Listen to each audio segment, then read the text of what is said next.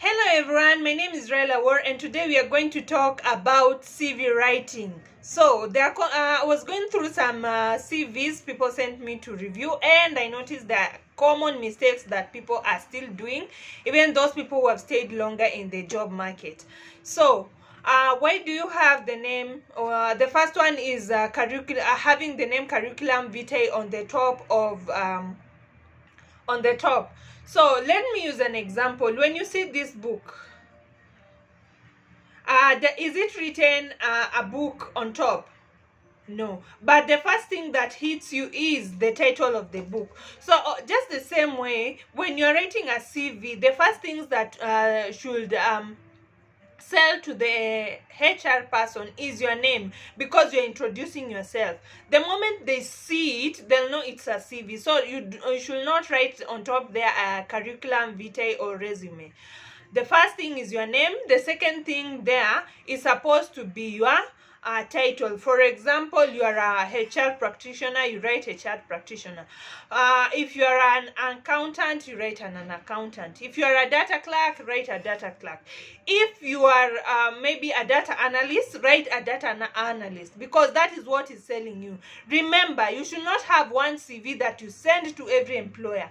Kindly check on that. You should always tailor make your CV to fit the job you are applying to, because you'll find today you're applying for this, the other, and the next day you're applying for something different. So tailor make it to fit the needs of the employer with the skills you have.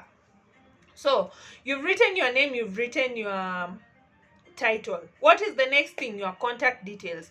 So the things you should put under the contact details: this is your email, your contact, your telephone number, and make sure you put a telephone number that is active, not the one that will call and we hear mteja wa nambari. So as much as possible, active telephone number. And then something else you can put is a postal address. It's not a must, but you can put it. And your LinkedIn profile. Nowadays LinkedIn is your CV, so you can put your LinkedIn profile so for easy access. So there are things that I've seen on that top area that you should avoid putting on a CV. One, your date of birth. Why do you have the date of birth? So remove the date of birth, remove your gender, marital status, languages. Unless you've been asked, you'll put it, but that not on top there. If you're asked about your languages, for example, an employer is looking for someone who knows French, who can speak Spanish or Chinese, German, because they are the employers who look for that. So where you write this is under the skill area. So as much as possible, avoid writing that on top there. So these things I've said, as much as remove them. We don't need them. It's not an added advantage. You being a female or a male to a job, unless you are asked, remove it. It is something that is not relevant. So you'll see sometimes people having photos on their CVs. So if you are asked about to put your photo, yes, you can put it. But if you're not asked to put a photo, kindly remove it. It doesn't add anything extra on for you to land that job. But you'll find scenarios where employers ask you for that photo. You can add it. So the next thing you're supposed to be writing after all that details is your career profile. So career profile entail the skills you have that you've learned through experience, exposure, you've learned through trainings and such. So what you need to know about career profile: this is the area that sells you as much as possible, because within 6 seconds of reading that, a HR practitioner will say if they want to move on and read your CV or put it aside. So here is where you have 6 seconds to sell yourself to the best. So as much as possible, make sure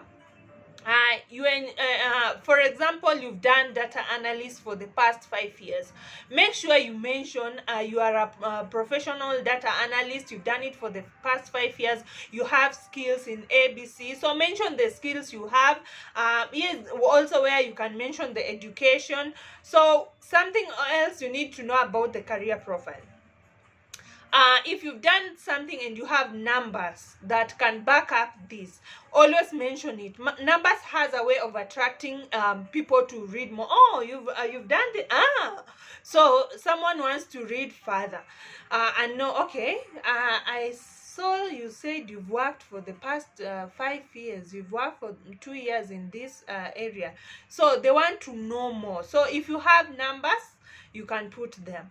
For those who are just fresh graduates and you're looking into writing a career objective, what we normally say, that those things you've done, projects you've done in school, or maybe you've just completed high school and you don't have anything else to. There are those activities you did in school that showcase that maybe you have communication, teamwork, collaboration, good, maybe you did computer in school. Mention them there. So as much as possible, this is what is going to sell you. So after rating your career profile, what is next? The skills. You remember when I was saying if you are asked about language, where do you rate it? So the next thing you are going to write are skills. List the skills that you have. If you're maybe in web development, here's where you write the languages you know. If you've done Python, if you've done C++, if you've done Java, JavaScript, you write them there. If you are an accountant, here's where you say how much you know about the QuickBooks and anything in details. That most probably, what I'll advise you when you're writing this, check on the JD. It will be a guide for you to know which skills are they looking. Those are the skills you should list there as much as possible. If they say they want someone with skill ABC, make sure you have those skills and you've listed them on the skill area. So after writing your skills, what are the next step thing you're going to write? You can write your education background. And when you say education background, don't write your primary, your secondary if you've gone to university, kindly. So when if you've gone to university, keep it very short. And not every education you've ever done you should put as an education. So for example, you've done tailoring and you're going to apply for a job in IT. How is tailoring and IT in relation? It doesn't just make sense. So as much as possible, remove the work experiences, the education that is not relevant. The next thing you're supposed to be writing is work experience. So you've done different jobs to land where you are, but you're not some jobs are not relevant to every employer. So as much as possible, remove the work experiences that are not relevant to this job. And this is why we always tell you, tailor make your CV to fit the needs of the employer, so that it can attract them to read more. So mention the company, the position you are doing, and the period that you've been there. And the next thing you're supposed to be writing is you can either write your achievements, but I'll talk about types of CVs. There are CVs you just write basically with achievements and not even work experience. But if you feel like you need to write your achievements, here's where you mention them. And achievements, make sure it has numbers to it again. For example, you implemented a certain project or a certain, let me use an IT, you introduce a certain tool that helped in improving the productivity and reducing the time people use. So it you need to know by how much it did that. If it improved the margin revenues, by how much, you need to know that. So if you are writing achievements, always put numbers to them and percentages if possible. You can write your hobbies, but it is not a must for you to write hobbies on your CVs. And something else you need to know about CVs,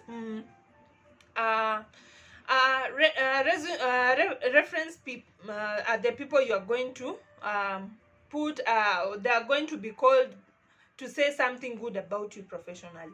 So you should contact them first and tell them, I'm applying for this job and I've put you as a reference, so that they can give their consent. And also, something you need to avoid as much as possible: don't put references that are your relatives and they don't have any knowledge about how you can perform in a work environment. So edit on that. And who you might ask, who should I put? Maybe you are fresh from high school, your principal, your teachers can say something about you. If you've had work experience, you can put your HR practitioner, manager, or HR officer. You can put your direct supervisor, your mentors, people. If you're applying for an NGO, here is where we tell you, especially if it's a religious one, you need to know a pastor. You need to know a pastor who can recommend or say something good about you. Sometimes they might even ask for chiefs, so you need to know one or two that you can put on your as your reference. So basically that's it. I'll be doing a more detailed CV writing sessions, and I'll post it on my YouTube channel as much as possible. If you have any question, kindly leave them on the comment section so that I can know what issues you have with your CV and help you around it, or guide you on how you can better write your CV. So this has been me. I'll be introducing other videos about life skills you need to know, or even things like budgeting, especially that we have people who have salaries but you don't know how your cash flow is. So we'll be doing more videos, and I'll be posting more videos. Otherwise, thank you for watching. Click like, click share. Bye.